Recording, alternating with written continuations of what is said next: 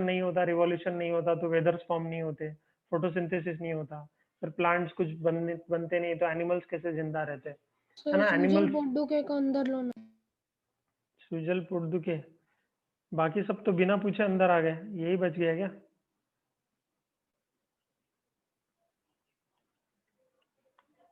ये तो है ऑलरेडी, तो हो नहीं रहा है क्या ज्वाइन उसका? यहाँ पे तो कोई रिक्वेस्ट नहीं दिख रही है मुझे।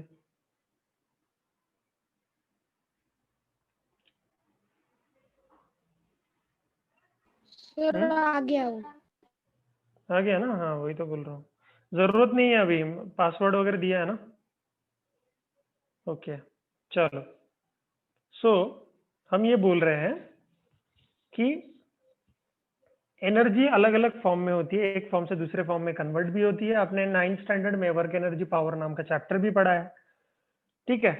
तो हमारे लिए जो काम में आती है वो यूजेबल सोर्स ऑफ एनर्जी कौन सी है हमारे लिए, तो हम कैसे कैरेक्टरिस्टिक्स ढूंढते हैं, है ना, कि गुड सोर्स ऑफ एनर्जी किसको बोलेंगे, ठीक है।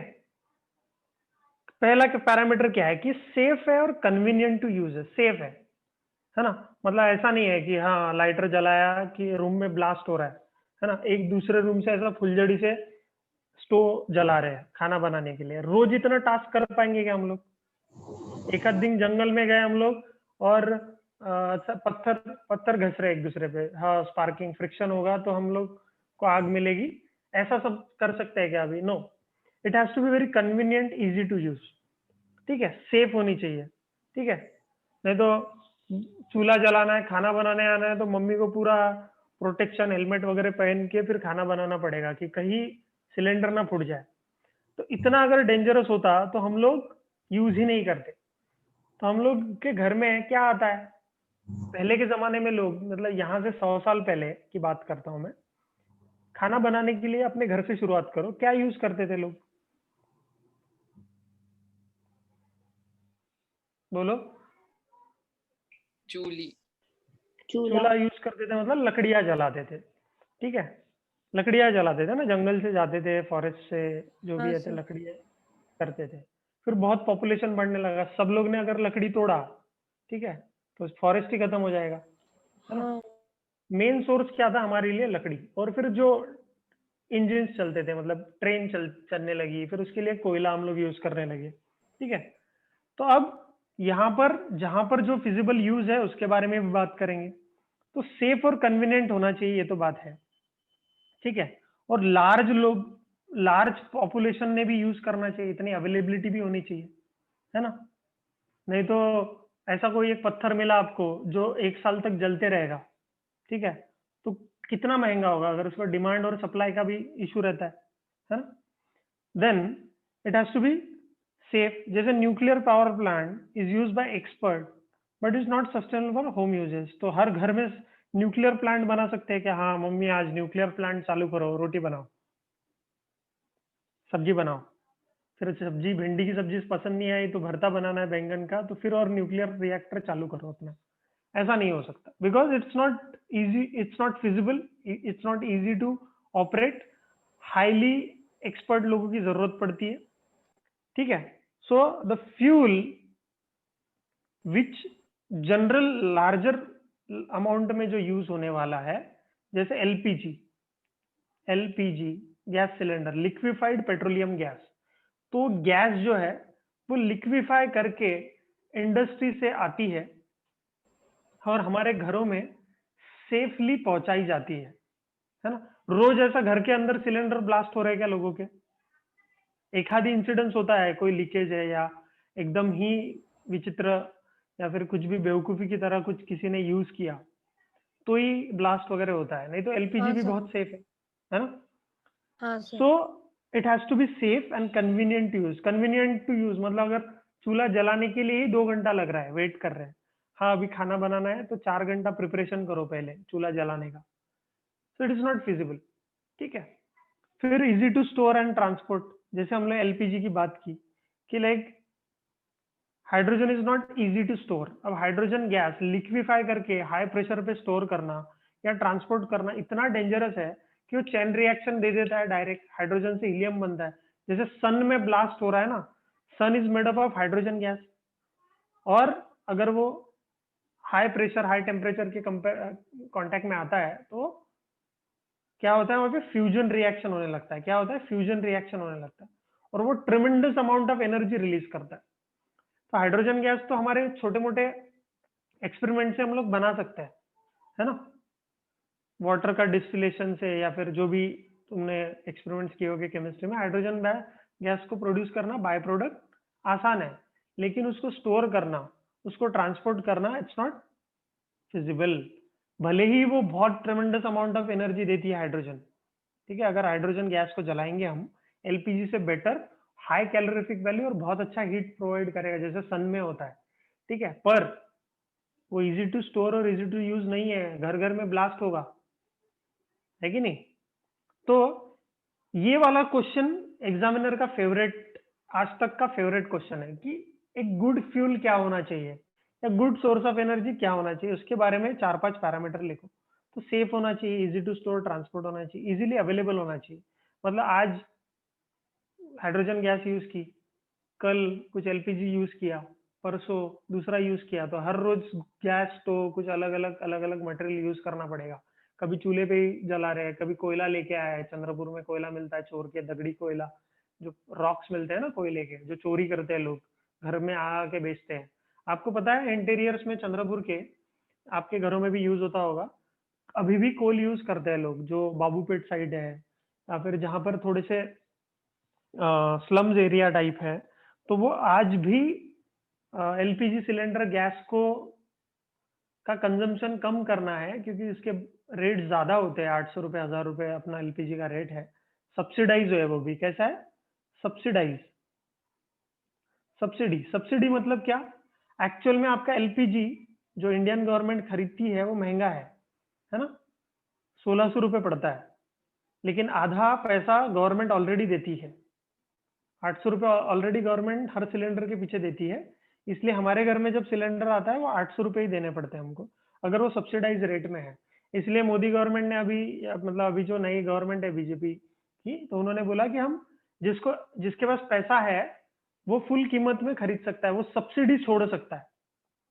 बड़े बड़े पोस्टर लगे थे हर पेट्रोल पंप पर, हर स्टेशन पे, कि आप अपना गैस का सब्सिडी छोड़ सकते हैं अगर कोई करोड़पति है, जैसे अंबानी साहब है ना, अदानी साहब है, बड़े बड़े इंडस्ट्रियलिस्ट है, तो उनको भी पहले सब्सिडाइज रेट में ही मिलता था, 800 रुपए में ही मिलता था ये सब्सिडी। तो इंडिया में अभी 2 करोड़ लोगों ने सब्सिडी छोड़ दी है, ठीक है, कि हमको 800 रुपए में नहीं चाहिए सिलेंडर, सब्सिडाइज रेट में नहीं चाहिए, हम 1600 रुपए में हमारी पेइंग कैपेसिटी है पर मंथ, हम क्या करेंगे, 1600 रुपए में खरीदेंगे। तो ये कुछ रिफॉर्म्स कर रही है गवर्नमेंट, ठीक है। तो इजीली अवेलेबल होना चाहिए, तो सोर्सेज लाइक न्यूक्लियर फ्यूल होगा, इजीली अवेलेबल नहीं है ना, कॉमन मैन यूज भी नहीं कर सकता। जैसे हम लोग लिक्विफाइड पेट्रोलियम गैस यूज करते हैं, या फिर गाड़ी में हमारे लिए और कौन सा ईंधन है हमारे लिए, कार में यूज करते हैं हम लोग डीजल, है ना, या फिर पेट्रोल। ऐसा अगर गाड़ी चलाया तुमने, 2 लीटर पेट्रोल भरा, 2 लीटर पेट्रोल भरने के लिए कारखाने में अगर जाना पड़ता, जहाँ पे प्रोडक्शन करना पड़ता वक्त पे, और फिर गाड़ी में तेल डाल के फिर घूमना पड़ता, तो it would have become very difficult. तो it has to be very easily available, है ना, और फिर महंगा भी नहीं होना चाहिए, इकोनॉमिकल होना चाहिए।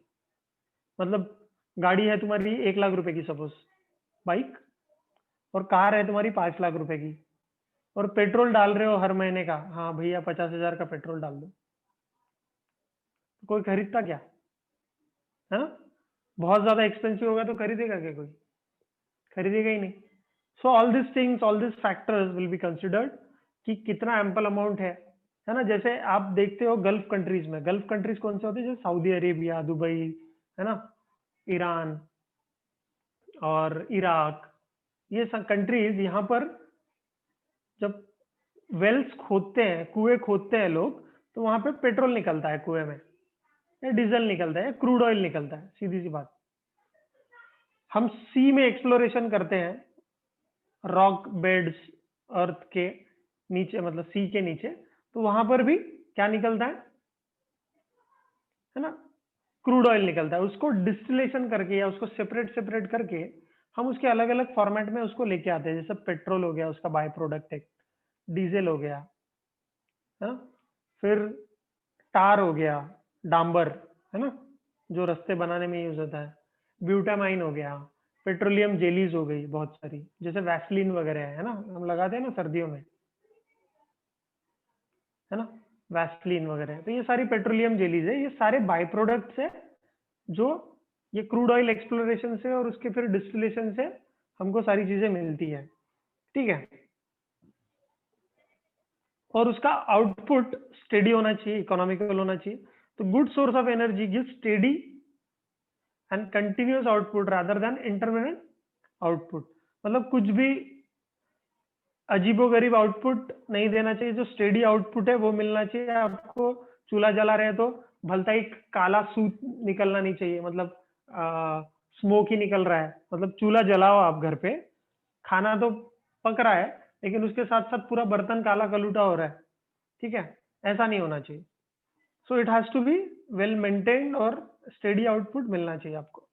फिर renewable source of energy and non renewable source of energy. Renewable क्या होता है? जिसको हम रिन्यू कर पाए, जो हम अपने नेचर को, हमारी सृष्टि को वापस दे पाए, ठीक है। तो जो अनलिमिटेड सोर्स है, एक्चुअली अनलिमिटेड, एक्चुअल में अनलिमिटेड नहीं होता, लेकिन जैसे सोलर एनर्जी है, सन खत्म हो जाएगा बहुत सालों बाद, लेकिन कुछ बिलियन ईयर्स लगेंगे। लार्जेस्ट टाइम, हमारी जो लाइफ साइकिल है, एक नॉर्मल इंसान लाइफ एक्सपेक्टेंसी के हिसाब से 60 70 80 साल जीता है सपोज, ठीक है। तो उसके लिए बहुत बड़ा टाइम होगा, बहुत सारी जनरेशन इसमें निकल जाएगी। जैसे विंड एनर्जी, जैसे सोलर एनर्जी है तो सोलर एनर्जी पे डिपेंडेंट विंड है, ग्रेविटेशन और ये टेम्परेचर के ऊपर, और विंड के ऊपर टाइडल एनर्जी है। जियोथर्मल एनर्जी, जमीन के अंदर की गर्मी को यूज करके हम लोग कुछ काम करते हैं, वो जियोथर्मल एनर्जी है, वो भी लार्जेस्ट टाइम तक रहेगी। हाइड्रोइलेक्ट्रिक पावर स्टेशन जो पानी के ऊपर डिपेंडेंट है, वो भी क्या होगा, लॉन्गेस्ट टाइम तक चलेगा। तो ये सारे रिन्यूएबल सोर्स ऑफ एनर्जी है, ठीक है। दूसरा है हमारा कि where produce by natural processes in the past whose supply is limited and called as non renewable source of energy. Non renewable क्या है? नॉन रिन्यूएबल क्या है? जो खत्म हो जाएगा, जैसे कोल, पेट्रोलियम। अब ये बचपन में पढ़ा था, 55 तक याद रहेगा, चलेगा, कोई प्रॉब्लम नहीं है। सुनो, अब आपको इसके बारे में पता है कि कौन कौन कहाँ कहाँ यूज होता है ना। जिंदा है सब लोग, कोई प्रॉब्लम नहीं है, कोई सब है ना। आवाज नहीं आ रही है क्या? आ रही है। कौन कौन मैसेज कर रहा है इधर?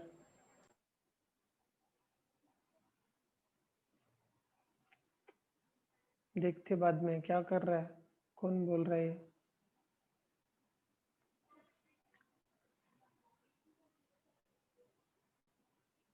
ये कौन है? देखते बाद में, ये वो चालू है इनका।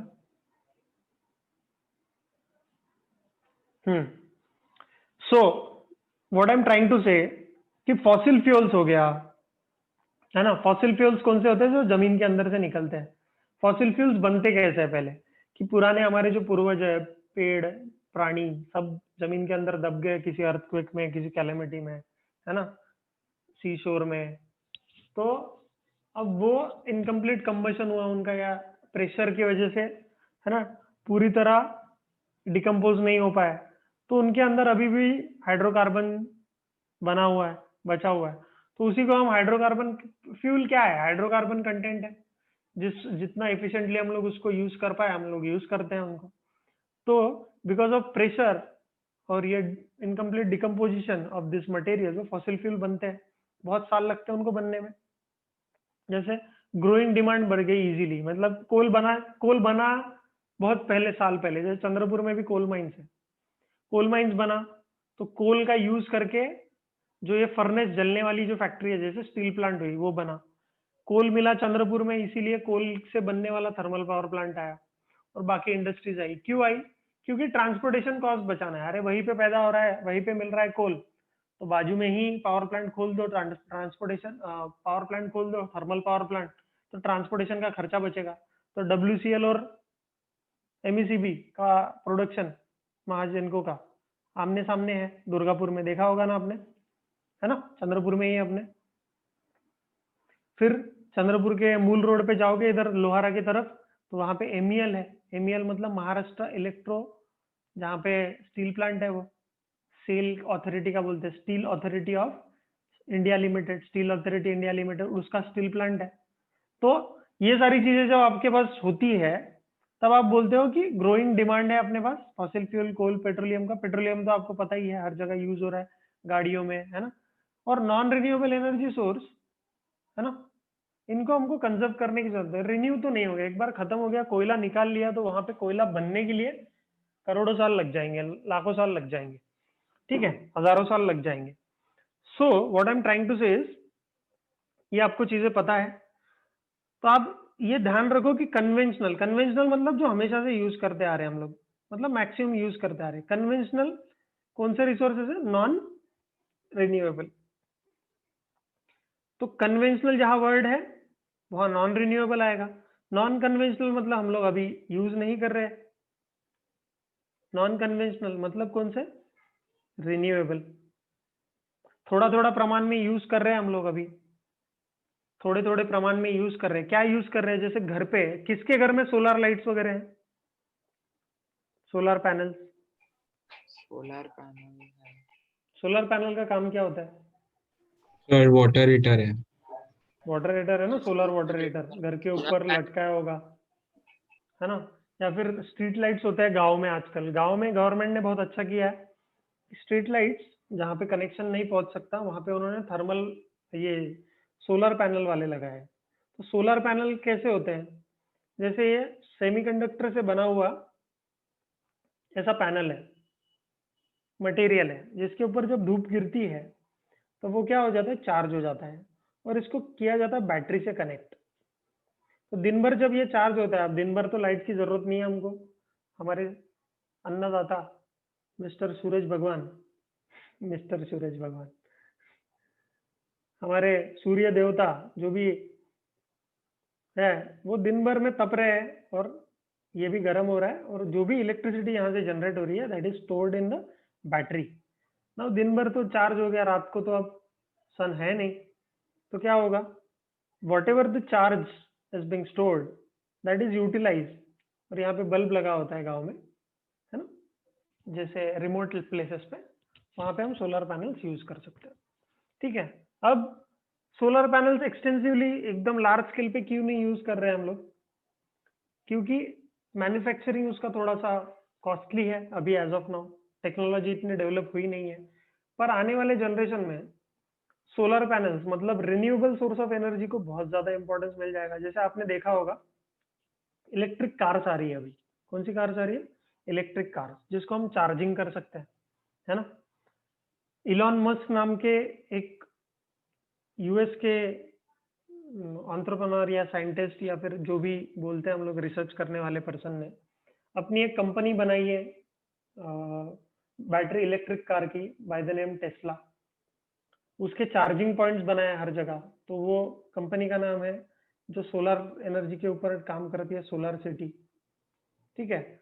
और तीसरी एक ऑर्गेनाइजेशन है इनकी जो स्पेस एक्सप्लोरेशन के लिए यूज होती है, जो चंद्रयान ऐसे वगैरह जो मिशन है ना, उस स्पेसएक्स नाम की एजेंसी है। स्पेसएक्स नाम की एजेंसी क्या करती है? बहुत इंटरेस्टिंग है इनका, अगर आप पढ़ो, ये तीनों कंपनीज के बारे में अगर आप पढ़ो, तो इन्होंने बहुत रिवॉल्यूशन लेके आने वाले हैं ये आगे आने वाली जनरेशन में, ठीक है। And Elon Musk, because of these three companies, he became third richest person in the world अभी रिसेंटली, 15 दिन पहले, ठीक है। तो ये जो स्पेसएक्स ऑर्गेनाइजेशन है, ये तो मार्स हमारे लिए अल्टरनेटिव प्लैनेट ढूंढ रहे हैं, हैबिटेबल प्लैनेट्स, मतलब मार्स में जाके लोगों को कॉलोनीज बना के रखने का विचार चल रहा है। तो मार्स मिशन के लिए बहुत ही पैशनेटली ये काम कर रहे हैं अभी। तो फ्यूचर जनरेशन के लिए तो मैं तो बोलूंगा कि स्पेस एक्सप्लोरेशन, फिर इलेक्ट्रिक व्हीकल्स का जो ग्रोथ है वही हमें बचाएगा। और इतनी सोलर एनर्जी हम टैप कर सकते हैं हमारी दुनिया को अच्छा बनाने के लिए, पोल्यूशन कम करने के लिए, और ये एनवायरनमेंट में बैलेंस लाने के लिए, कि मतलब अभी मैन्युफैक्चरिंग चाइना में बहुत अच्छा हो रहा है सोलर पैनल्स का, इंडिया में उसका यूटिलाइजेशन हो रहा है ठीक ठाक तरीके से, पर उतने स्केल पे नहीं हो रहा है। मतलब घर घर में जाके सोलर पैनल नहीं लग रहे हैं ना, क्योंकि कॉस्ट ही नहीं है। जैसे हमारे घर में एक बेसिक हाउस होल्ड में 3 किलोवाट, किलोवाट किसका यूनिट है बेटा बताओ? पावर वॉट का। किसका यूनिट है? पावर का, पावर। पावर का, राइट। 3 किलोवाट एक इतना रिक्वायरमेंट होता है हर घर का, ठीक है, पावर का। इलेक्ट्रिक एनर्जी मतलब पावर के टर्म्स में मैं लिख रहा हूँ। 3 किलोवाट का अगर सिस्टम है अपने घर में, तो अपने घर में पंखा, टीवी, कूलर और लाइट वाइट चल सकता है। तो इतना सेटअप करने के लिए एक नॉर्मल हाउस होल्ड में, ठीक है, इतना सेटअप करने के लिए आपको 2.5 से 3 लाख रुपए लग जाएंगे। ज्यादा कॉस्ट नहीं है ये, ठीक है, 3 लाख। पर लोग क्या सोचते हैं कि अरे यार उसका मेंटेनेंस कौन करेगा, फिर इसको बैटरी कौन जुड़ाएगा, है ना। वो इलेक्ट्रिसिटी दिन भर में जो प्रोड्यूस होगी उसको बैटरी में स्टोर करना पड़ेगा। मेन चीज क्या है, पैनल से ज्यादा बैटरी का मेंटेनेंस है। बैटरी हर 5 साल में आपको चेंज करनी पड़ेगी, 5 ईयर्स में। और जो सोलर पैनल्स होते हैं उनकी कंपनी गारंटी देता है 10 साल की, पर वो 25 साल तक आराम से चल जाते हैं। मतलब in long run they are very effective. But अगर क्लाउडी कंडीशन है, क्लाउडी वेदर है, या बरसात का सीजन है, या फिर रात के समय में, तो इलेक्ट्रिसिटी प्रोड्यूस नहीं हो सकती, कुछ भी गड़बड़ हो गया, ठीक है, तो हमको डिपेंडेंट तो रहना ही पड़ेगा एमएससीबी या जो भी पावर सप्लाई हमारे घर पे आता है उनके ऊपर। So it can not be totally rejected as of now, but it will be very effective in a long run for our future, for the future of our coming generation। क्योंकि कोई भी साइंटिफिक इन्वेंशन जरूरी नहीं है कि आप, अगर मैं इस जनरेशन के लिए कुछ साइंटिफिक रिसर्च या अपना सैक्रिफाइस करूं, तो वो हमेशा नेक्स्ट जनरेशन के लिए काम में आएगा। उस जनरेशन को, जैसे हमने सेमीकंडक्टर्स का जब खोज किया 1930s के आसपास, तब इतना टेक्नोलॉजिकल डेवलपमेंट नहीं है ना, लेकिन 2020 में आके आज हम मोबाइल पे इतना जूम में और इसमें मोबाइल पे अपने इतने सेमीकंडक्टर्स, इतने सब कुछ है इसके अंदर, उससे हम इतना मजेदार टेक्नोलॉजी, इतना मजेदार इंटरनेट चला पा रहे हैं 1010 बाइनरी कोड में। तो ये किसको पता था कि ये 70 80 90 साल में पूरी दुनिया इधर से इधर हो जाएगी एक छोटे से सेमीकंडक्टर के डोपिंग एक्सपेरिमेंट से। तो ये बहुत ही अमेजिंग सा फंडा है। तो पावर प्लांट के बारे में, जैसे चंद्रपुर में थर्मल पावर प्लांट है, चंद्रपुर के थर्मल पावर प्लांट का हमने एक ये देखने की कोशिश की थी, पहला जब इलेक्ट्रिसिटी चैप्टर किया था तब हमने पूरा पावर प्लांट का फंक्शनिंग कैसा होता है उसका वीडियो मैंने आपको दिखाया था। तो थर्मल पावर प्लांट क्या होता है कि यहाँ पे बहुत फॉसिल फ्यूल जलाया जाता है। किसके लिए? बॉयलर्स होते हैं वहां पे पानी जलाया जाता है। तो हम फ्यूल एक्चुअली क्यों यूज कर रहे हैं? पानी को स्टीम में कन्वर्ट करने के लिए, from liquid state to steam, गैसीय स्टेट में कन्वर्ट करने के लिए। और वो जो गैस जाएगी, हमारा पर्पस क्या है लाइफ में? गैस ऐसा फेंक के मारने का, स्टीम ऐसा फेंक के मारने का, वो टरबाइन घूमना चाहिए। टरबाइन घुमा मतलब क्या होता है? हमने इलेक्ट्रिक जनरेटर देखा ना, इलेक्ट्रिक जनरेटर पढ़ा कि नहीं पढ़ा आप लोगों ने? अरे जनरेटर पढ़ा कि नहीं पढ़ा? पढ़ा सर। जनरेटर में क्या कर रहे हैं हम लोग? हमने जनरेटर का डायग्राम ऐसा बनाया था, ये नॉर्थ पोल है, ये साउथ पोल है, तो मैग्नेटिक फील्ड ऐसे जा रही है, और इसके बीच में हमारे सांप बैठे हुए हैं। कौन कौन है ये सांप? Electric coil, right. ऐसा कुछ बनाया था हमने, इसको नाम दिया था हमने ABCD। मैग्नेटिक फील्ड ऐसे ऐसे जा रही है ना, दिख रही है मैग्नेटिक फील्ड। और इसको हम हाथ से घुमा रहे थे, क्योंकि इसको हमने पूरा इस अरेंजमेंट को एक शाफ्ट पे, ऐसा एक क्रैंक कहता है ना, जैसा जैसे पुराने जमाने में आपने ट्रैक्टर देखे होंगे, देखे क्या पुराने जमाने के ट्रैक्टर? ऐसा हाथ से रोटेट करना पड़ता था। या आपने वो डीजल के सिलेंडर देखे होंगे किसी के दूसरे घर में, जाके शुरू करना पड़ता है ऐसा हाथ से, उसका घुमाना पड़ता है रोटर। तो जब तक इस कॉइल को हम लोग मूव नहीं करेंगे तब तक वहां पे करंट फ्लो नहीं करेगा। तो फ्लेमिंग का राइट हैंड रूल, हाँ, फ्लेमिंग्स का राइट हैंड रूल क्या बोलता है हमें? फ्लेमिंग का राइट हैंड रूल हमें क्या बोलता है कि फोर्स यार तुम दोगे, इसको घुमाओगे तुम, ठीक है, मैग्नेटिक फील्ड तुम दोगे, फोर्स तुम दोगे, मैग्नेटिक फील्ड दोगे, एंड फ्लेमिंग के राइट हैंड रूल से करंट इंड्यूस होगा,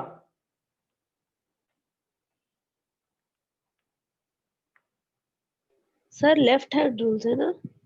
नहीं ना बेटा, लेफ्ट हैंड रूल में करंट हम लोग देते हैं, हमको फोर्स मिलता है लेफ्ट हैंड रूल से, वो मोटर है। जनरेटर कर की बात कर रहे हैं हम लोग। थर्मल पावर स्टेशन में करंट जनरेट होता है कि हम करंट घर से लेके जाते हैं उधर? नहीं सर, वो थोड़ा कंफ्यूज हो गई थी मोटर जनरेटर। हाँ, लेकिन मैं ये बोल रहा हूँ कि हमें कोल की जरूरत सिर्फ उस बॉयलर को जलाने के लिए, उस पानी को गर्म करने के लिए, ताकि वो स्टीम में कन्वर्ट हो जाए। हमारा पर्पस है क्या एग्जैक्टली? हमारा पर्पस ये है कि यार ये कॉइल घूम जाए बस। हमारा पर्पस ये है कि कॉइल घूम जाए। कॉइल जब घूमेगी अपने आप करंट जनरेट होगा। तो current induction inside a generator happens because of the external magnetic field, ये magnetic field and force provided. Magnetic field और फोर्स आप दोनों आप लोग देते हो। करंट तो इंड्यूस होता है according to the Faraday's rules और चेंजिंग फ्लक्स के वजह से। याद है क्या सबको? तो थर्मल पावर स्टेशन में क्या हो रहा है कि water is heated up, steam is produced और उसको टरबाइन में फेंक के मारेंगे और टरबाइन में जाएगा तब इलेक्ट्रिसिटी जनरेट हो जाएगा। ये बात हमको पता है। तो हमारा लाइफ में पर्पस क्या है?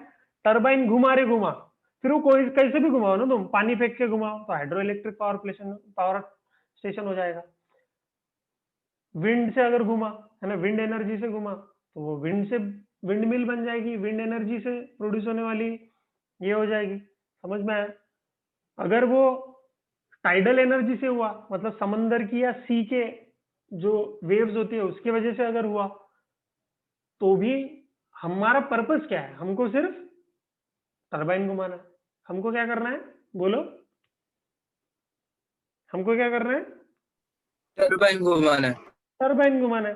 तो कैसे भी घुमाओ, कोयला जला के घुमाओ, पानी फेंक के घुमाओ, हवा फेंक के घुमाओ, ठीक है, या न्यूक्लियर एनर्जी से घुमाओ, हर बार आपको जो भी मिलेगा, रिएक्टर में कुछ अलग होता है, ठीक है, पर आपको जो भी करना है वो टरबाइन घुमाने के लिए करना है, क्योंकि एक्सटर्नल मैग्नेटिक फील्ड तो रहेगी, है ना, मैग्नेटिक फील्ड रहेगी, फिर टरबाइन रहेगा, आपको बस टरबाइन घुमाना है, करंट आपको मिल जाएगा। समझ में आया? तो ये सारा कुछ, इतना कोयला जला रहे हैं हम लोग, पेड़ पौधों को काट रहे हैं, है ना, बायोगैस प्लांट ये इधर उधर, किस लिए कर रहे हैं यार? एनर्जी के लिए कर रहे हैं। इस एनर्जी के लिए हमारा, अब हमको करंट क्यों चाहिए? क्योंकि हमें पता है कि करंट यार ट्रांसपोर्ट कर सकते हैं हम लोग। एक चंद्रपुर में बनाएंगे तो मुंबई भेज सकते हैं, दिल्ली भेज सकते हैं, कहीं पे भी भेज सकते हैं, ग्रिड में दे सकते हैं। तो किसी के एक गांव में इलेक्ट्रिसिटी बनाओ, उसको भेज सकते हैं। जैसे नॉर्मल फ्यूल होता, जैसे लकड़ियां तोड़ के लेके आए सपोज, है ना, स्मिथ गया अपना और जंगल से लकड़ी तोड़ के लेके आया सपोज, तो उसको ट्रांसपोर्ट तो करना पड़ेगा ना। अगर मुंबई भेजना पड़ेगा, अगर उसको सही में एनर्जी यूटिलाइज करनी है तो मुंबई भेजना पड़ेगा। तो it's not very easy to transport, ठीक है, रियल टाइम में उसको ट्रांसपोर्ट नहीं कर सकते। लेकिन बिजली, करंट, वोल्टेज, जो पावर, इलेक्ट्रिसिटी, इलेक्ट्रिकल एनर्जी की खासियत क्या है कि it can be easily converted from one form to another. जैसे इलेक्ट्रिकल एनर्जी, घर में तुम्हारा बल्ब जला दिया, लाइट लग गया, है ना, स्पीकर के सेल जोड़ दिया तो गाना बज गया, ठीक है, टीवी चालू कर दिया, फोटॉन्स आ गए, लाइट एनर्जी में कन्वर्ट हो गया, हीट में कन्वर्ट हो गया, मैकेनिकल फैन चालू कर दिया तो electrical energy is converted into mechanical energy. So all these things are happening just because it is easy, it can be easily converted, and it is converted from one form to another. Every energy is converted from one form to another, इसीलिए हम लोग ये कर रहे हैं, ठीक है। तो एनर्जी फ्रॉम वाटर, तो वाटर की जो काइनेटिक एनर्जी है उसको हम लोग यूज करेंगे, ठीक है, वाटर की जो काइनेटिक एनर्जी है उसको हम यूज करेंगे, है ना। लेकिन ये रिन्यूएबल है, पानी के सोर्स हमारे पास बहुत है, इसलिए हम क्या करते हैं, डैम बनाते हैं। डैम के बहुत सारे एडवांटेजेस है, डिसएडवांटेजेस भी है। जैसे डैम हमेशा नेचुरल लोकेशन पे बनना चाहिए, जैसे दो पहाड़ है, एक उसमें से नदी जा रही है तो उस पर डैम बना दो, तो उसमें सेडिमेंटेशन कम होगा, नेचुरल जगह है।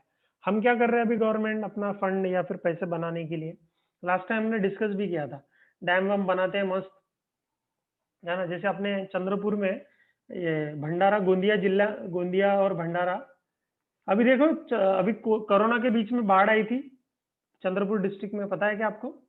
हाँ अभी बीच में बाढ़ आई थी, बारिश नहीं भी थी, बहुत कम बारिश गिरी थी, लेकिन बाढ़ आई थी। वो रीजन क्या था? वो डैम का काम 1980 से चालू है। कब से? लास्ट टाइम मैंने शायद कहानी भी बताई थी आपको। और हर 2 साल बाद, हर 5 साल बाद उसको 500 करोड़ देते रहते हैं। मस्त खाते हैं लोग, है ना, जो भी है इन्वॉल्व लोग उसमें, और बोलते हैं की हाँ विदर्भाचा विकास होणार, चंद्रपूरचा विकास होणार, है ना। और ये लोग विकास चाहते ही नहीं, क्योंकि अपने बैच में विकास नहीं है ना, इसीलिए। तो हाइड्रो इलेक्ट्रिक पावर प्लांट्स का क्या फायदा है कि यहाँ पर बहुत सारी चीजें हो रही है कि hydro electric energy from flowing of water. तो क्या होता है, टरबाइन पे, जैसे टरबाइन है, इस पे डैम से हाई प्रेशर में हाई अमाउंट ऑफ वाटर फेंका जाता है, तो टरबाइन घूमेगा। टरबाइन घूमेगा तो क्या होगा बताओ? अरे टरबाइन घूमेगा तो क्या होगा? करंट जनरेट होगा ना। तो ये जो काइनेटिक एनर्जी है ना, इसी काइनेटिक एनर्जी को, जो कि रिन्यूएबल सोर्स है, हम लोग बहुत सारे कामों के लिए यूज करते थे पहले। जैसे आपने देखा होगा बांग्लादेश और जहाँ पे भी बड़ी बड़ी नदियां है, जैसे बांग्लादेश में कौन सी रिवर फ्लो होती है, थोड़ा सा नॉलेज बताइए। ब्रह्मपुत्र। ब्रह्मपुत्र जाती है ना। ब्रह्मपुत्र का पात्र बहुत बड़ा है ना। क्या बोलते हैं इसको? पात्र को क्या बोलते हैं यार? जैसा उसका विड्थ बहुत बड़ा है ना। जैसे वाटर फ्लो होता है, ये उसके किनारे है सपोज, तो क्या होता है Basins। जंगल में, बेसिन बोलते हैं क्या उसको? हाँ बेसिन ही बोलते होंगे, है ना। तो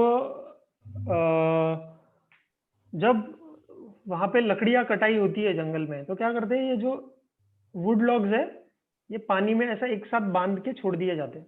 आप वीडियोस भी देख सकते हैं यूट्यूब पे, जंगल में। और ये वुड्स अपने आप फ्लो करके एक पर्टिकुलर पोर्ट पे पहुंच जाते हैं, वहां से उसको कलेक्ट भी किया जाता है। तो इजीएस्ट वे है, मतलब किसी को भेजना भी नहीं पड़ा, है ना। पानी के फ्लो के साथ वो वुड्स बराबर बांधे हुए जाते हैं